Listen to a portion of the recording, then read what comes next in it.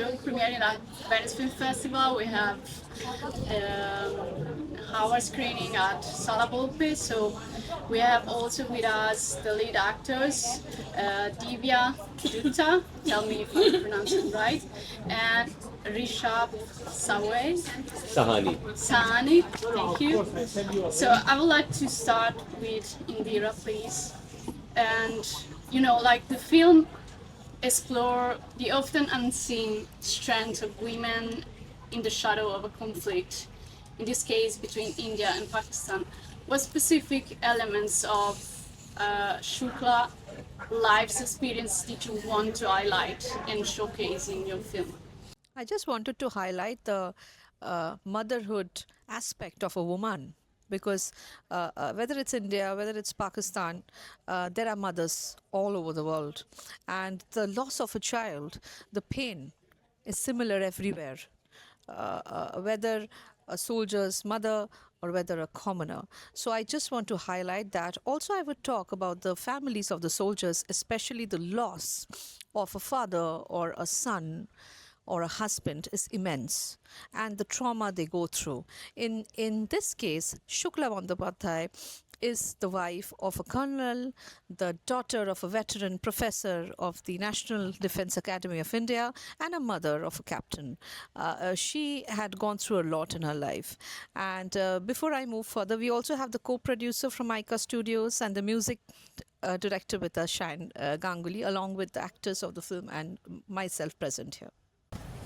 And Divya, I would like to ask you this question. You have met Shukla in person to prepare for the role. So, what was the most impactful thing that you have changed with her and you have learned from her during this meeting?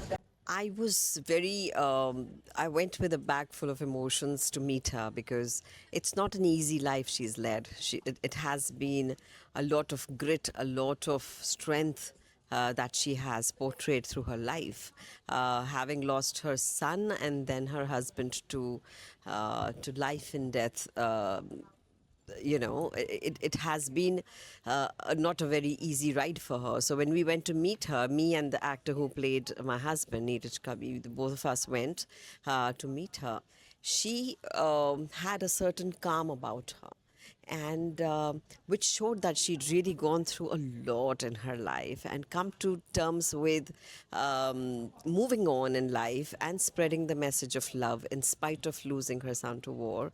And there's that an aura of peace, an aura of calm, an aura of having done the right thing, and having lived with absolute grace and dignity. I think that's what I brought back home, and it was a huge responsibility to play her. It took me 2 months to get out of this role. Yes, yes. Not easy at all. No. And actually, how did you build also the feeling and bond with Rishabh, that is the teacher that actually allows you to go to Pakistan? So how was to build that part of the movie? Well, both my co-actors, meet Rishabh. I met him in Kashmir, and that's where our first schedule was. And so, yes, that's. I guess we really clicked very well immediately, and it helps on the set when you get along with your co-actors because the chemistry trickles in on the set as well. And we had some really sweet scenes, I would say. Those are the scenes, those are a respite from the rest of the intensity of the film. He comes as a ray of hope that she gets as Shukla Bandyopadhyay to travel and to fulfill the wish that she has of traveling to another country. So I guess that hope has been really beautifully brought in by him.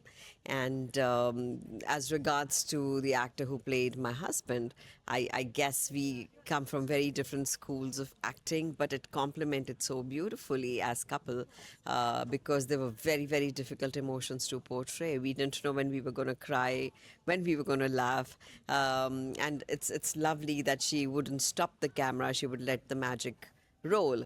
and that's the, I think, the magnanimity of a director, that you grow beyond your script and you let those little magical moments happen.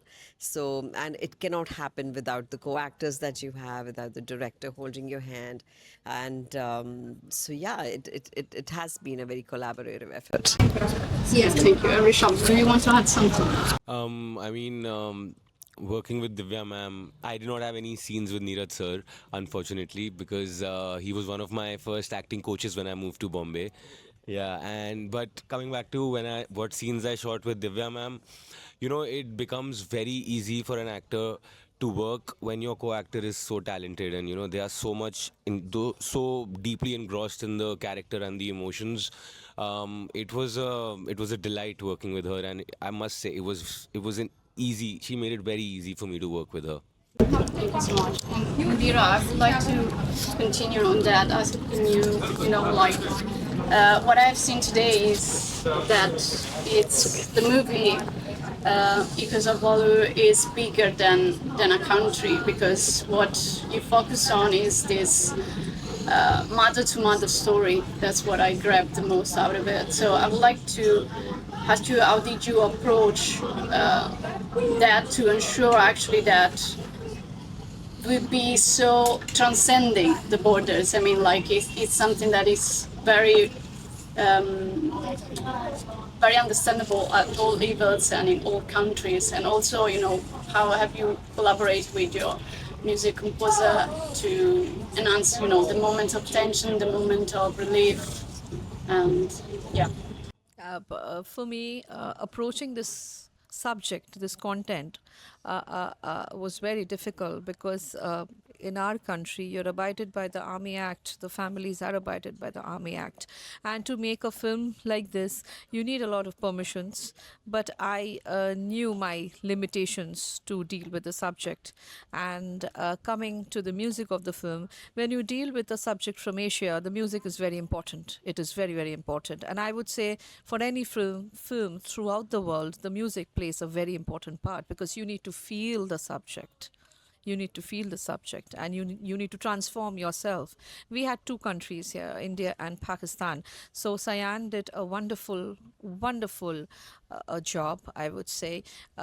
He's an Oscar contender this year for background and for best original track. I would like him to talk on that with more than I explain. Well, the movie is basically, as we all know, it's on a mother, basically.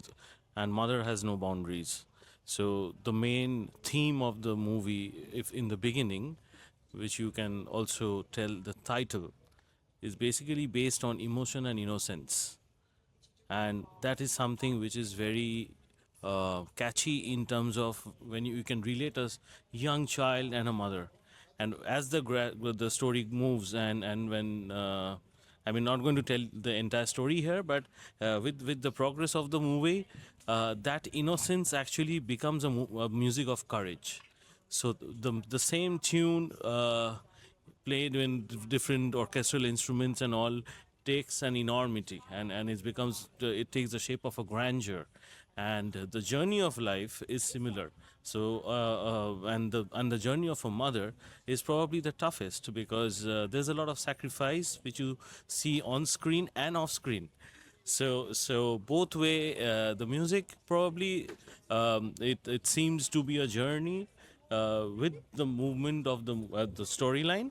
And here I had certain musicians who are experts in playing certain Arabian and Pakistani and Afghani instruments. So I used instruments like saz, and there was darabuka, and then there was rawab.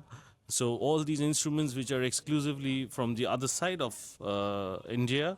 So I had called some players, and we did the recording live. So there's a lot of live stuff that you hear. It's not only programmed. So we had a full string sections recorded. So it was a grand opportunity for a lot of to get involved with a lot of musicians across the border as well. I mean, not from Pakistan definitely, but they came. Few of them came from Dubai, and we all collaborated. It was fantastic working in this film. Thank you for sharing. Did you wanted to add something? I would like to request the entire world to watch the film when the film comes out, because I think there is a conflict between every neighboring countries. It's not exclusively for India and Pakistan, and we were divided by the Britishers then, long time back. But you have to watch the film to other than just focusing on the country. It is nothing about the conflict of two countries. I just want to clear that aspect. It is about a mother's journey to the other country in search of peace.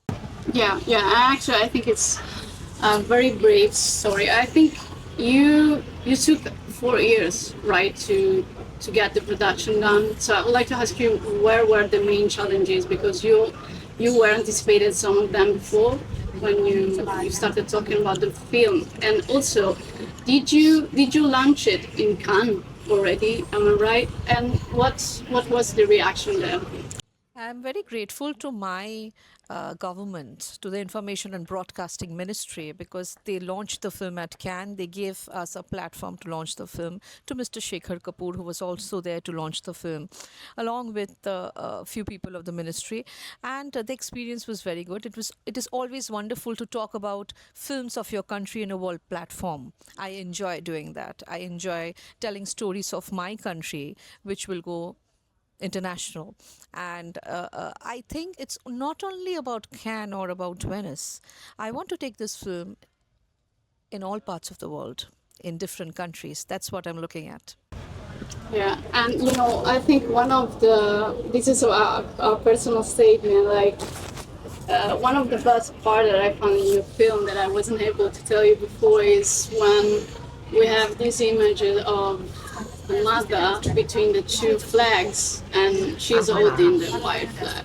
Because, it's also a lot mistaken what is the white flag. Because nowadays, we have two different kinds of these flags that seems to be like quite simple to notice, but the white flag is really powerful. It has a meaning, a historical one. So I would like to ask you, when you had in mind that scene and how it was also to shoot with. I don't think anybody else would have done this character this way, the way Divya Dutta did. I need a very powerful actor for this character. And trust me, I'm not going to name them. There were a plethora of actors for this character. And my casting director, Romil, was going mad asking me, why are you not finalizing an actor? And it was like, no, not this one, the other one, not this one, the other one. But I'm glad that we got Neeraj Kabi. He has very less dialogues in the film, if you see, because he was supporting his wife throughout. You need a powerful actor who to handle a character like that. And in terms of Divya, I felt very bad for her because I've tortured her on the sets constantly. It was a constant torture from my side because she was not in her elements for me. She was lost in the character so much. I made her extremely cranky so that she gets lost in her character. No, she didn't make me cranky at all. She's just pulling my leg. But the very first narration that we had, where both the actors met her, the way she narrated it, I just looked at my co-actor. I said, this ain't going to be an easy ride. But we actually jumped into it, thrived into it. And I think we really went deep, because once you just feel a role, you just immerse yourself absolutely, and there's no other way. So even if you think that you're gonna give this much and not more of your own self, you can't help it. You definitely feel the feelings of the situation that has happened to the woman, that has happened to her husband, that has happened to the son, and you come back impacted. you do, surely. But I must say that they made it very comfortable for me. She would come in between the shots, make me laugh because she knew that I was really feeling it heavy. I guess they could gauge that something is, she needs a little pepping up and cheering up. So on the contrary, I think everyone stood by us to make it ain't an easy film at all.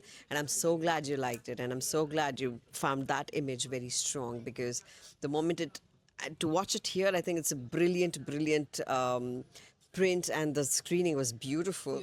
And to watch it, it was a very powerful image. It was really lovely. Yes. Yes. And so I have two more questions.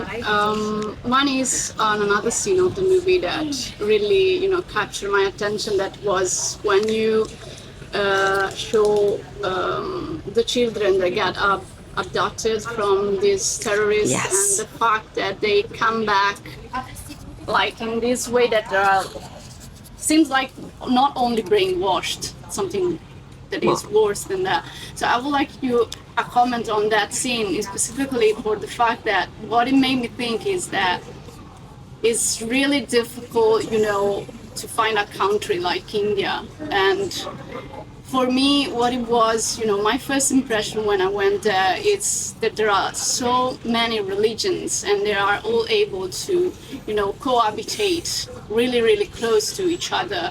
And it was something that I'd never seen before in my life. So I would like to ask you, that scene in particular, do you think that some of the extremists of religion can really,